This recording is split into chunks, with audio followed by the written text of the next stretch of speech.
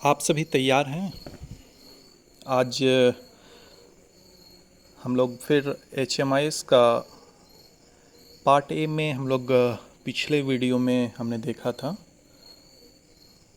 कि ANC से related data हम लोग कैसे HMIS पे इंटर किए थे। और वीडियो में जितना मुझे मेरे वीडियो पे जितना भी व्यूज़ और लाइक मिले हैं, तो लग रहा है कि बहुत सारे लोगों ने उस वीडियो को पसंद किया। वो चाह रहे थे कि इस तरह का एक वीडियो आए उनके सामने में, जो बेसिक प्रॉब्लम होता है HMIS भरने में वो कोई उनको बताए। काफ़ी ANM के द्वारा ये देखा गया वीडियो, बहुत सारे सब्सक्राइब भी इस वीडियो पे ANM के द्वारा किया गया, तो इसके लिए सभी को मेरा धन्यवाद।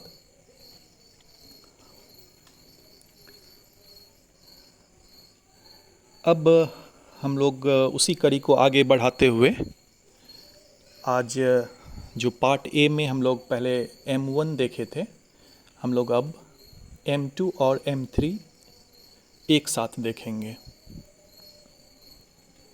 और उम्मीद करते हैं कि पहला वीडियो देखने के बाद आप ये दूसरा वीडियो भी आप अच्छे से देखिएगा। और फिर रिक्वेस्ट कर रहे हैं आप सबों से कि पूरा वीडियो देखिएगा, पूरा वीडियो देख के एक एक चीज़ को समझने का कोशिश कीजिएगा इसमें।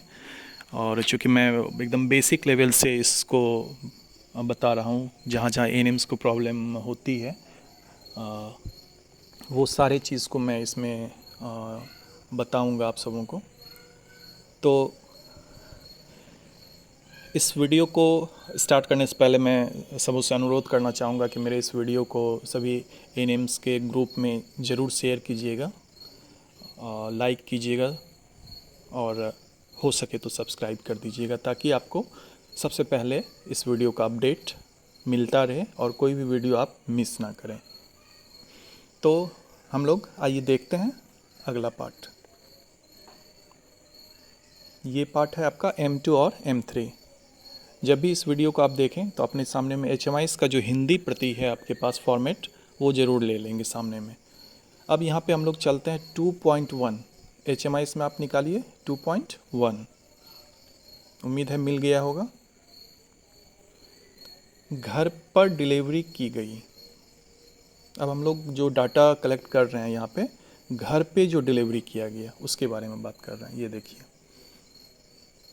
2.1 में है घर पर डिलीवरी की गई, और उसमें घर पे डिलीवरी में कर है 2.1.1 में देखिए होम डिलीवरी की संख्या ने भाग लिया।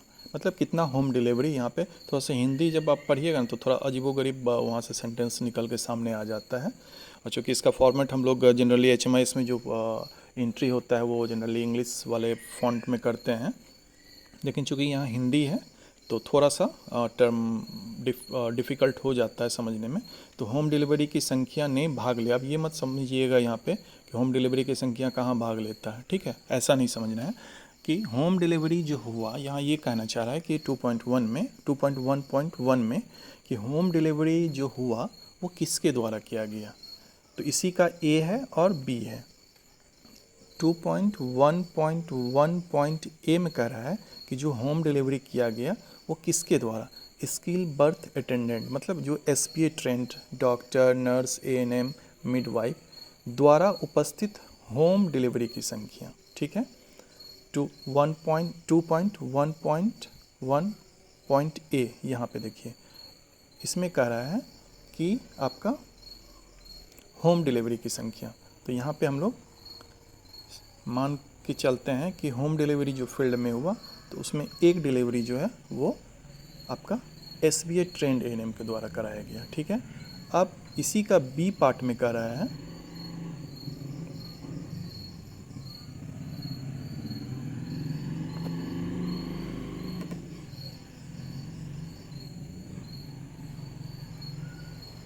एक मिनट, फॉन्ट मेरा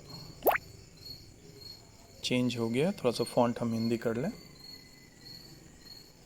अब इसी का जो है दूसरा पार्ट कह रहा है कि जो SBA ट्रेंड था वो तो हमने इसमें भर दिया डाटा यहाँ पे, लेकिन जो SBA ट्रेंड नहीं है यानी कि प्रशिक्षित जन्म परिचारक रिश्तेदार आदि द्वारा उपस्थित होम डिलीवरी की संख्या, मतलब ये एक लाइन में समझ लीजिए कि जो प्रशिक्षित नहीं है उनके द्वारा कितना किया गया, जो SBA ट्रेंड नहीं है, तो मान के चलते हैं कि उनके द्वारा 2 कराया गया। ठीक है, अब यहाँ पे चलते हैं हम लोग 2.1.2 में। होम डिलीवरी के दौरान PW दिए गए टेबलेट मीजोप्रोस्टोल की संख्या। यदि उसको होम डिलीवरी के केस में मीजोप्रोस्टोल टेबलेट दिया गया तो आप संख्या भरिएगा, जो आशा के द्वारा वितरित किया गया था कुछ दिन पहले दिया जाता है। और यदि वहाँ आशा के द्वारा दिया गया है मीजोप्रोस्टोल टेबलेट तो आप यहाँ पे डाटा भरिएगा, इस डाटा को आप आशा से कंफर्म हो जाइएगा, नहीं तो फिर यहाँ पे आप 0 डाल दीजिए। क्लियर है? अभी तक कुछ वैसा नहीं डाटा आया है मेरे सामने में। अब कह रहा है कि 2.1.3 में होम डिलीवरी के मामले में नवजात शिशुओं की संख्या में 7 होम, मतलब कि 7 जो HbA1c विजिट होता है वो किया गया कि नहीं न्यू बॉर्न के केस में। तो यदि किया गया है, ये डाटा एक्चुअली ANM को भी यहाँ पे ये डाटा ANM के थ्रू कैप्चर होना है, लेकिन यहाँ पे हम लोग आशा का भी डाटा जो है यदि आपके देखरेख में वो की है तो वो डाटा भी आप कैप्चर करके यहाँ पे भर सकते हैं। तो मान के चलिए यहाँ पे 3 हुआ है तो उसमें एक जो है HbA1c विजिट हम लोग दिखा रहे हैं। अब यहाँ पे है 2.2 में देखिए, आयोजित संस्थागत प्रसव की संख्या। संस्थागत प्रसव हो गया मतलब यदि आप APSC में हैं, पोस्टेड हैं, तो APSC में जो इंस्टीट्यूशनल डिलीवरी होता है संस्थागत प्रसव उसी को बोला जाता है। जो C सेक्शन के अंदर यहाँ पे मतलब C सेक्शन को मिला के यदि कोई ऑपरेशन के थ्रू होता है तो वो C सेक्शन के अंदर आता है। तो यदि संस्थागत प्रसव हुआ है, जैसे कि अभी कोई HSC का डाटा लेके चलते हैं, तो HSC में क्या होता है कि होम डिलीवरी भी हो रहा है, ANM वहाँ पे HSC में भी पोस्टेड है, और HSC में आजकल बहुत जगह जो है डिलीवरी भी स्टार्ट हो गया है, तो वहाँ पे दोनों तरह का डाटा कैप्चर्ड होगा, एक SBA ट्रेंड या फिर होम डिलीवरी का डाटा, और एक संस्थागत प्रसव से, यानी कि HSC से आप संस्थागत प्रसव का रिपोर्ट कब कीजिएगा, जब आपके HSC में डिलीवरी होगा। ठीक है, तो अभी यदि आपके यहाँ नहीं हो रहा है तो अभी हम लोग इसमें 0 भर देंगे। अब कह रहा है कि कुल संस्थागत प्रसव में से प्रसव के 48 घंटे के भीतर छुट्टी दे दी गई महिलाओं की संख्या। ठीक है, तो चूँकि डिलीवरी हुआ ही नहीं है तो यहाँ पे हम लोग क्या भर देंगे, 0, यानी कि यहाँ पे 0 भर दिए। ठीक है, ये डाटा कब 0 से कोई भी नंबर में आता, जब हम लोग यहाँ पे यदि संस्थागत प्रसव दिखा देते 2.2 में कि 2 हुआ है तो दोनों को 48 घंटे के अंदर हम लोग डिस्चार्ज किए हैं कि नहीं, तब हम लोग 2.2.1 में डाटा कैप्चर करते हैं। ठीक है, अब हम लोग 2.2.2 की बात करते हैं। संस्थागत प्रसव के बाद नवजात शिशुओं की संख्या जिसको 6 HbA1c विजिट प्राप्त हुए हैं, तो यदि हुआ है तो डाटा आप लीजिए, नहीं तो 0 कीजिए। ये तो पता ही है कि होम डिलीवरी के केस में 7 विजिट होता है HbA1c, एक ही यहाँ जो डाटा था, और एक आपका 6 HbA1c विजिट होता है संस्थागत प्रसव के केस में। अब कह रहा है यहाँ पे देखिए, यहाँ पे थोड़ा सा गलती ANM के द्वारा होता है 3.1 में। अब डिलीवरी तो हो गया, अब उसमें कह रहा है कि जो जीवित है, ठीक है, उसमें कितना पुरुष है और कितना महिला। तो अभी जो हम लोग दिखाए हैं यहाँ पे घर पे जो डिलीवरी हुआ है वो कितना हुआ है, 1 2 और 1 3 डिलीवरी हुआ है। तो इसी 3 में से हम लोगों को महिला और पुरुष में बांटना है। ठीक है, लेकिन ध्यान देना है कि इसमें स्टिल बर्थ है कि नहीं। ठीक है, स्टिल बर्थ मतलब हो जाता है कि वैसा बच्चा जो जन्म के मतलब जन्म में जो लिया है वो जीवित नहीं है, तो वो स्टिल बर्थ के अंदर आता है। तो मान के चलते हैं यहाँ पे दो केस हम आपको बताएंगे। और जैसे 3 बच्चा है यहाँ पे, तो 3 में एक केस हो सकता है कि मान के चलिए कि एक पुरुष है, 2 जो है वो महिला है, ठीक है। और प्री टर्म नवजात शिशुओं में कह रहा है कि 37 सप्ताह से पहले वाला भी कोई है इसमें, तो यदि है आपका डाटा तो आप यहाँ पे दे दीजिए, और यदि नहीं है तो यहाँ पे 0 कीजिए। इसमें तो आप लोग जानते ही हैं कि प्री टर्म 37 सप्ताह से पहले का डाटा होता है, तो वो आप अपना देख लीजिए कि यदि 37 सप्ताह से पहले है तब वो डाटा दीजिए। और ये स्टिल बर्थ का है 3.1.3। तो अभी चूँकि यहाँ देखिए आपने 3 डिलीवरी का रिपोर्ट किया था होम डिलीवरी के केस में,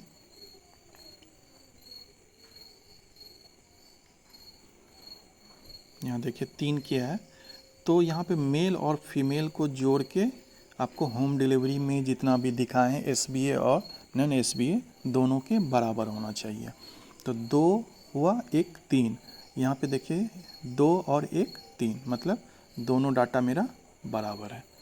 क्लियर है?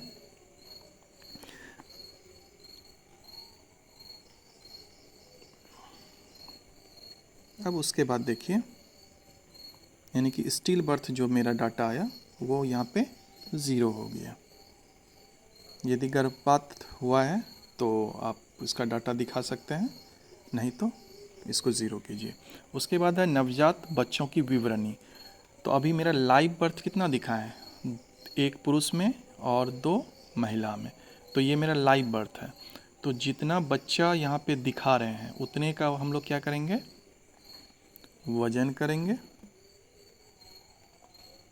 और उस वजन में से देखेंगे कि 2.5 किलो से कम कितना बच्चा है, जो हम लोग LBW यहाँ पे लो बर्थ वेट कहते हैं 3.2 में। यहाँ पे हम लोग देखेंगे कि मेरा 2.5 kg से कम है कि नहीं, तो वो आप अपना देख लीजिएगा। यदि डाटा है तो आप यहाँ पे भरिए, नहीं तो 0 कीजिए। अब करें कि जन्म के 1 घंटे के भीतर स्तनपान कराने वाली नवजात शिशुओं की संख्या। तो यहाँ पे भी हम लोग डाटा देखेंगे कि जो एक्चुअल डाटा है वो हम लोग दे देंगे।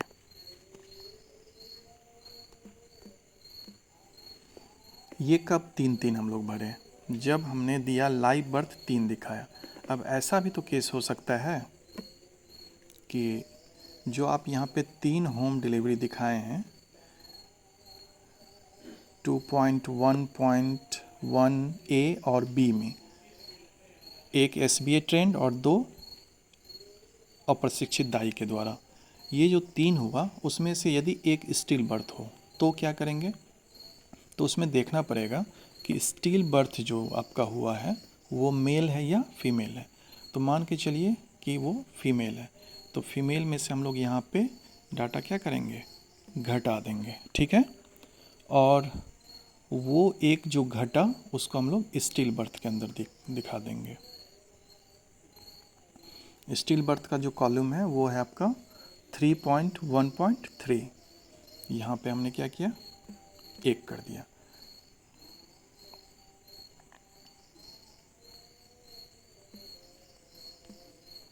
तो अब देखिए जितना डिलीवरी हुआ 3, उसी 3 को हम लोग क्या किए 3.1 में live birth plus still birth को जोड़ यदि दें तो वो मेरा टोटल होम डिलीवरी के बराबर होना चाहिए।